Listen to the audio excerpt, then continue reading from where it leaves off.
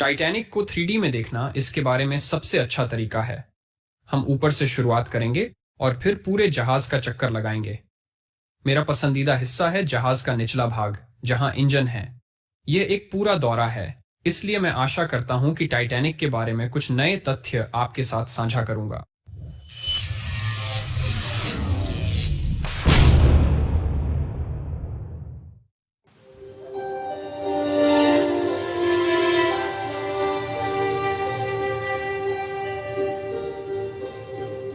आजकल ज्यादातर लोग टाइटैनिक की कहानी से वाकिफ हैं, लेकिन फिर भी चलिए मूल बातों पर एक नजर डालते हैं। टाइटैनिक का निर्माण बेलफास्ट, आयरलैंड में 1909 में शुरू हुआ था। 3 साल बाद जहाज पूरा हो गया था और अपनी पहली यात्रा के लिए तैयार था, या दूसरे शब्दों में समुद्र के पार पहली यात्रा के लिए। अधिकांश यात्री इंग्लैंड के साउथहैम्पटन से रवाना हुए थे। फिर उसने फ्रांस और आयरलैंड में यात्रियों को चढ़ाया। फिर अंत में हम समुद्र के पार न्यूयॉर्क के लिए रवाना हुए।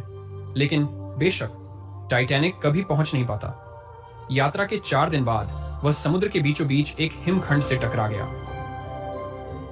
जहाज के डूबने में केवल करीब 2.5 घंटे लगते हैं। लोगों के लिए केवल आधे की संख्या में ही जीवन रक्षक नौकाएं थीं। फिर भी ये नौकाएं पूरी तरह से भरी नहीं गई थीं। दुखद रूप से केवल लगभग 700 लोग ही बच पाए। अब हम हैं 100 से अधिक वर्षों बाद और यह अभी भी इतिहास का सबसे प्रसिद्ध जहाज है। टाइटैनिक को एक ओलंपिक श्रेणी के लाइनर के रूप में जाना जाता था। उनमें से 3 थे जिन्हें कभी कभी बहन जहाजों के रूप में संदर्भित किया जाता था। टाइटैनिक एक हिमखंड की वजह से डूब गया। प्रथम विश्व युद्ध में एक खदान से टकराकर ब्रिटेनिक भी डूब गया। हालांकि ओलंपिक ने लगभग 24 वर्षों तक काफी सफल करियर बिताया। तीनों बहन जहाज लगभग एक जैसे थे। अंदर कुछ छोटे मोटे बदलाव किए गए थे। जब टाइटैनिक निर्माण पूरा हुआ तो वह दुनिया का सबसे बड़ा जहाज था, ओलंपिक से थोड़ा ही भारी। जहाज की लंबाई 269 मीटर थी। इसे समझने के लिए आज के सबसे बड़े क्रूज जहाज के साथ तुलना करते हैं। पूरा नाम है आरएमएस टाइटैनिक। आरएमएस का मतलब है रॉयल मेल शिप। वास्तव में टाइटैनिक पर बहुत सारा डाक सामान भी था। मैं आपको थोड़ी देर में दिखाऊंगा कि कहां। चलिए जहाज के बाहरी हिस्से की कुछ बारीकियों पर नजर डालते हैं। जहाज के आगे के हिस्से को धनुष कहते हैं। जहाज का पिछला हिस्सा स्टर्न कहलाता है। उसके बाएं और दाएं की जगह पोर्ट और स्टारबोर्ड का उपयोग होता है। अब ये सामान्य नौकायन शब्द हैं जो आज भी प्रयोग में हैं, सिर्फ टाइटैनिक के लिए नहीं। जहाज पर हमारे पास 4 चिमनियां हैं। नीचे कोयला जलाया जाता है और धुआं चिमनियों से ऊपर आता है। केवल 3 चिमनियां ही इस्तेमाल की जाती हैं। चौथा फनल मुख्य रूप से जोड़ा गया था। निर्माताओं का मानना था कि चौथी चिमनी के साथ ये और भी शक्तिशाली दिख सकता है, लेकिन चौथी चिमनी नीचे वेंट, ये 2 बड़े खंभे हैं जिन्हें मस्तूल कहते हैं। इन्हें रेडियो एंटेना के सहारे और झंडे फहराने के लिए इस्तेमाल किया जाता था। जहाज के आगे की ओर आप क्रो का नेस्ट देख सकते हैं। यहीं से पहरेदार ने हिमखंड को देखा था, बस थोड़ी देर से। आगे का हिस्सा फोरकैसल डेक कहलाता है। आप सबसे आगे लंगरों से जुड़ी विशाल जंजीरें देख सकते हैं। जहाज के पिछले हिस्से की ओर जा रहे हैं। इस जगह को पूप डेक कहा जाता है और नहीं, इसका शरीर के क्रियाकलापों से कोई संबंध नहीं है। यह शब्द लैटिन भाषा के पुप्पिस से आया है, जिसका शाब्दिक अर्थ होता है जहाज का पिछला भाग। तो बस पूप डेक। मैं अभी भी इस नाम का आदी हो रहा हूं, पर उन्होंने इसे यही कहा। यह उठा हुआ हिस्सा डॉकिंग ब्रिज कहलाता है। इसका इस्तेमाल चालक दल द्वारा जहाज को बंदरगाह में सही तरीके से ले जाने में मदद के लिए किया जाता था। टाइटैनिक में कई इलेक्ट्रिक कार्गो क्रेन भी थे जो माल लादने और उतारने में मदद करते थे। जहाज के आगे की ओर भी और अधिक क्रेन हैं। टाइटैनिक के नीचे पानी में 3 विशाल प्रोपेलर थे। तुलना के लिए यहाँ एक व्यक्ति का आकार है। प्रोपेलर्स जहाज को विशाल इंजनों से शक्ति प्रदान करते हैं। हम इनके काम करने के बारे में वीडियो में बाद में जानेंगे। यह पतवार जहाज को स्टीयर करने के लिए उपयोग किया जाता है। यह जहाज 100 साल से पहले डिजाइन और बनाया गया था। कोई कंप्यूटर नहीं, कोई 3D डिजाइन सॉफ्टवेयर नहीं था। सब हाथ से डिजाइन किया गया था। मेरे लिए यह अद्भुत इंजीनियरिंग और कारीगरी है। टाइटैनिक के अंदर 10 डेक थे।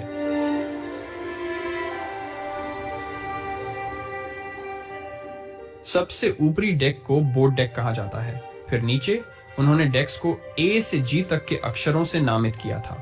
प्रत्येक डेक्स का एक और नाम भी था।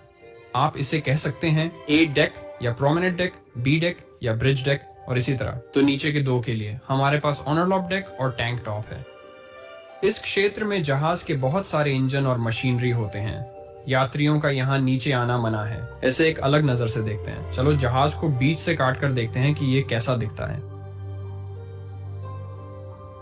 कुछ इंगित करने लायक हैं। पहले 3 चिमनियों को देखिए। आप देख सकते हैं कि ये नीचे बॉयलरों से कैसे जुड़ी हुई हैं। ये धुआं को लेती हैं और उसे जाने का रास्ता देती हैं। फिर जैसा पहले कहा गया था, वह चौथी चिमनी वास्तव में जरूरी नहीं है। फिर भी इसने नीचे के डेक्स को कुछ हवादारी तो मुहैया कराई थी। प्रथम श्रेणी के यात्रियों के पास 2 सेट सीढ़ियां थीं, अग्र भव्य सीढ़ी और पिछली ग्रैंड सीढ़ी। अग्र भव्य सीढ़ी ई डेक तक नीचे जाती थी। इसके सामने ठीक 3 लिफ्टें हैं। यहाँ हमारे पास पिछली भव्य सीढ़ी है जो नीचे जाती है लेकिन सी डेक तक ही। यहाँ हमारे द्वितीय श्रेणी के यात्रियों के लिए सीढ़ियां हैं और जहाज के सबसे पीछे तीसरी श्रेणी के यात्रियों के लिए सीढ़ी है। यह सब पतवार की मशीनरी के करीब था, इसीलिए कभी कभी तीसरी श्रेणी के यात्रियों को स्टीयर एज यात्री कहा जाता था। तीसरी श्रेणी के यात्रियों के लिए केबिन निचले डेक की ओर है और यहाँ दूसरी श्रेणी के यात्री हैं। प्रथम श्रेणी के यात्री सबसे ऊपरी डेक पर ठहरते थे और उन्हें बेहतरीन नजारे देखने को मिलते थे। तो उम्मीद है कि इससे आपको जहाज की बनावट का अंदाजा हो गया होगा। अब हम प्रत्येक डेक के बारे में जानेंगे। शुरू करते हैं नाव डेक से। यह नाम इसलिए है क्योंकि यहां जीवन रक्षक नौकाएं रखी जाती थीं। उन्होंने डेक के स्थान को विभिन्न क्षेत्रों में बांट दिया था। द्वितीय श्रेणी के यात्री के रूप में समुद्र का दृश्य इन जीवन रक्षक नौकाओं के कारण अवरुद्ध हो जाता था। प्रथम श्रेणी के यात्रियों के लिए अधिकांश डेक पर जीवन रक्षक नौकाएं नहीं थीं। निर्माताओं का यह सुनिश्चित करना था कि प्रथम श्रेणी के यात्रियों को सबसे अच्छा दृश्य मिले। इसी कारण टाइटैनिक पर पर्याप्त जीवन रक्षक नौकाएं नहीं थीं। इसीलिए जहाज पर कुल 20 जीवन रक्षक नौकाएं थीं, जो बोर्ड पर मौजूद लोगों के लगभग आधे के लिए पर्याप्त थीं। उस समय का विचार था कि टाइटैनिक अड़ूबने योग्य नहीं था। अगर कोई दुर्घटना होती तो इन जीवन रक्षक नौकाओं की जरूरत केवल यात्रियों और चालक दल को बचाव जहाज तक पहुंचाने के लिए होती। जैसा कि हम सभी जानते हैं, पर्याप्त जीवन रक्षक नौकाएं न होना एक बहुत बुरा विचार था। प्रत्येक जीवन रक्षक नौका एक ऐसी चीज पर लटकी होती है जिसे डेविड कहा जाता है। जब भी जीवन रक्षक नौका को उतारने का समय आता है, डेविड को बाहर की ओर घुमाया जाता है, नौका को यात्रियों से भरकर फिर उसे पानी में उतारा जाता है।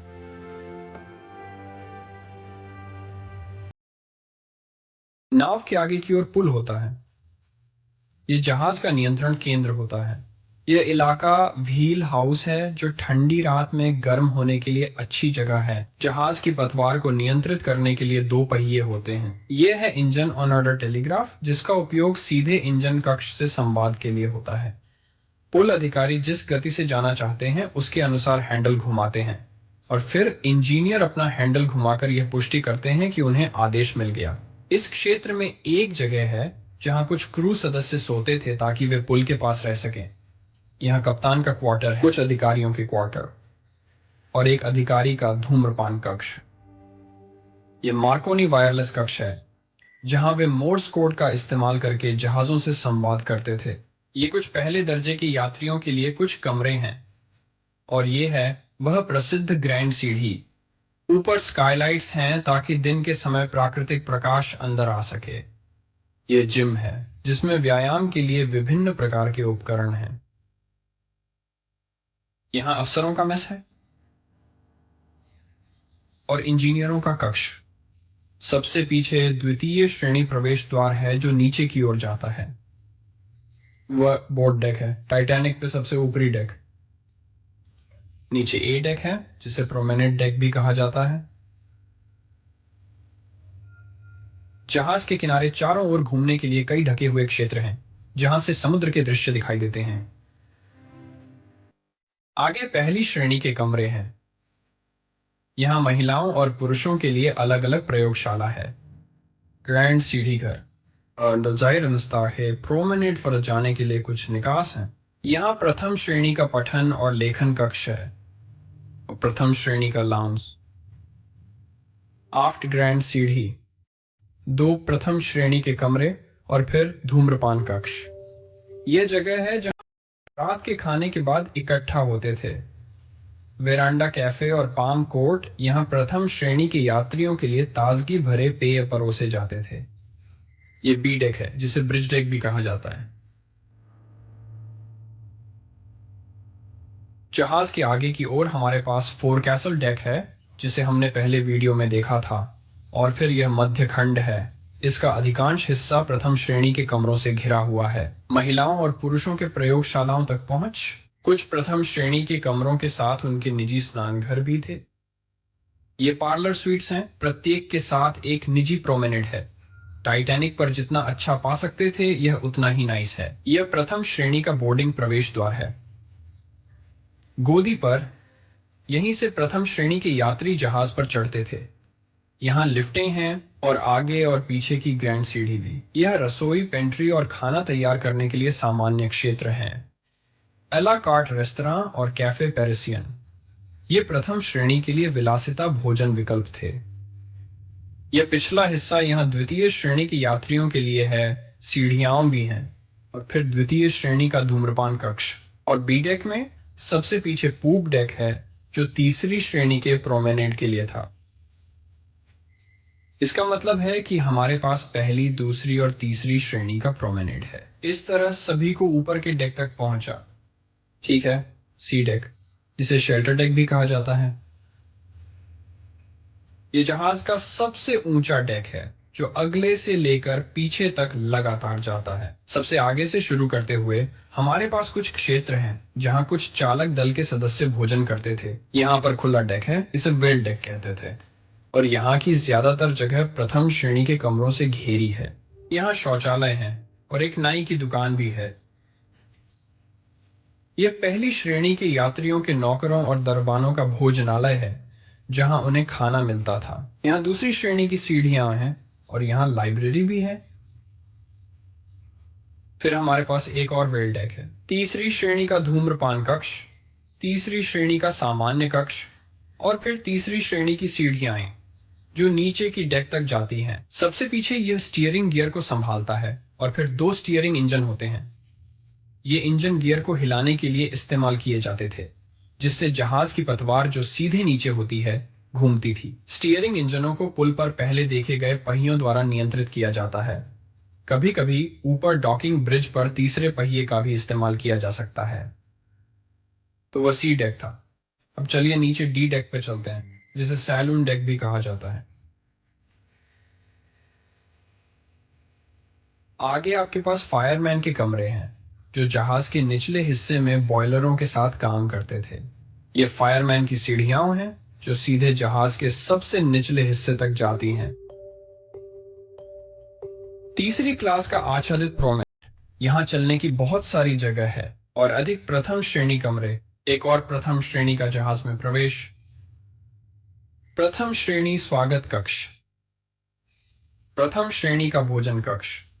यहाँ शानदार भोजन परोसा जाता था। यह क्षेत्र वह जगह है जहाँ बहुत सारा खाना संग्रहित और तैयार किया जाता था। ये अस्पताल है, जिसमें बीमार मरीजों के लिए कमरे हैं। द्वितीय श्रेणी भोजन कक्ष, द्वितीय श्रेणी के कमरे और तृतीय श्रेणी के कमरे। अब हम ई डेक पर चलते हैं, जिसे अपर डेक भी कहा जाता है। इसमें क्रू मेंबर्स के लिए कहीं अधिक कमरे थे, जिनमें इंजीनियर, रसोइये, स्टीवर्ड, वेटर, नाविक और ट्रिमर शामिल थे। इसे क्रू गली कहा जाता था, जिसे एक और नाम स्कॉटलैंड रोड भी था। यह मुख्य मार्ग था जिसका इस्तेमाल क्रू मेंबर्स कर सकते थे। यहाँ जहाज में तीसरे दर्जे का प्रवेश द्वार है, तीसरे दर्जे के कमरे, तीसरे दर्जे की प्रयोगशाला। इस ओर और भी प्रथम श्रेणी के कमरे हैं। और ई डेक वह सबसे निचला डेक था, जहां से आप ग्रैंड स्टेयरकेस और लिफ्टों के लिए भी। यहाँ द्वितीय श्रेणी के कमरे हैं, यहाँ तृतीय श्रेणी के कमरे हैं। देखिए, डेक इतना नीचा है कि हम जहाज के इंजन देखने लगे हैं। ये एफ डेक है, जिसे मिडिल डेक भी कहा जाता है। यहाँ आगे की तरफ और भी चालक दल के सदस्य सोते हैं। ये तीसरे दर्जे के कमरे हैं। तैराकी का पूल टाइटैनिक पहले जहाजों में से एक था जिसमें तैराकी का पूल था। यह तुर्की स्नानघर है, जो प्रथम श्रेणी के यात्रियों के लिए विलासिता स्नान सेवाएं प्रदान करता था। तीसरे दर्जे का भोजन कक्ष, तीसरे दर्जे का पेंट्री, रसोई और खाना तैयार करने के अन्य क्षेत्र। चालक दल के सदस्यों के लिए कमरे, यहाँ द्वितीय श्रेणी के कमरे हैं और यहाँ तीसरे कमरे हैं। यह जी डेक है, जिसे निचला डेक भी कहा जाता है। यह पानी की रेखा के ऊपर वाला आखिरी डेक है और यात्रियों और चालक दल के लिए कमरों वाला भी आखिरी डेक है। यहाँ चालक दल के सदस्यों के लिए कमरे हैं। तृतीय श्रेणी के कमरे, डाकघर, प्रथम श्रेणी सामान, और ये स्क्वैश रैकेट कोर्ट है जो रैकेट बॉल के समान खेलते हैं। अब हम जहाज की मशीनरी के और भी हिस्से देखना शुरू कर रहे हैं। नीचे बॉटम डेक पर पहुंचने के बाद मैं समझाऊंगा। सैलून, रेस्तरां, कैफे यहाँ नीचे खाना स्टोर करते थे, इसलिए फल, सब्जियां, मांस, आटा, दूध आदि। तीसरे दर्जे के यात्रियों के लिए जगह है। ये ऑरलॉक डेक है। इसमें डेक की जगह सिर्फ जहाज के आगे और पीछे ही है। ध्यान दें, सामान रखने के लिए आगे बहुत जगह है। पहले और दूसरे दर्जे का सामान यहाँ और डाक कक्ष यहाँ है। फिर से मशीनरी के लिए यहाँ और ज्यादा जगह है। इंजन, ठंडा किया हुआ माल और अन्य खाने का सामान पीछे है और यहाँ थोड़ी सी जगह और सामान के लिए, बहुत सारा सामान। ठीक है, ये टैंक टॉप है, टाइटैनिक पर सबसे निचला स्तर। जहाज के आगे बच्चों के लिए कार्निवल की सवारियां हैं। मजाक कर रहा हूं, यहाँ और भी सामान है। इस तरह की चीजों के लिए ठीक जगह है। अग्निशामक की सीढ़ियां यहाँ तक नीचे आती हैं। ये अग्निशामक का मार्ग है। इससे बॉयलर कक्षों तक सीधी पहुंच होती। ठीक है, यहाँ से चीजें रोमांचक होने लगती हैं। बॉयलर, ये कोयला जलाकर भाप पैदा करते हैं जो जहाज के इंजनों के लिए उपयोग होती है। टाइटैनिक में 6 बॉयलर कक्ष हैं। बॉयलर कक्ष 1, 2, 3, 4, 5 और 6, कुल मिलाकर 29 बॉयलर। बॉयलर कक्ष एक में 5 सिंगल एंडेड बॉयलर हैं। इसका मतलब है कि आप कोयला बॉयलर के एक ही पक्ष में डाल सकते हैं। बॉयलर कक्ष 2 से 6 तक में डबल एंडेड बॉयलर हैं, इसलिए कोयला बॉयलर के दोनों पक्षों में जा सकता है। हर बॉयलर कक्ष के बीच में कोयले के बंकर रखे गए थे, इसलिए यात्रा पर निकलने से पहले इन्हें कोयले से भर दिया गया था। बॉयलर कक्षों में काम करना बहुत कठिन था। वहां गर्मी और उमस थी और काम बेहद थकाने वाला था।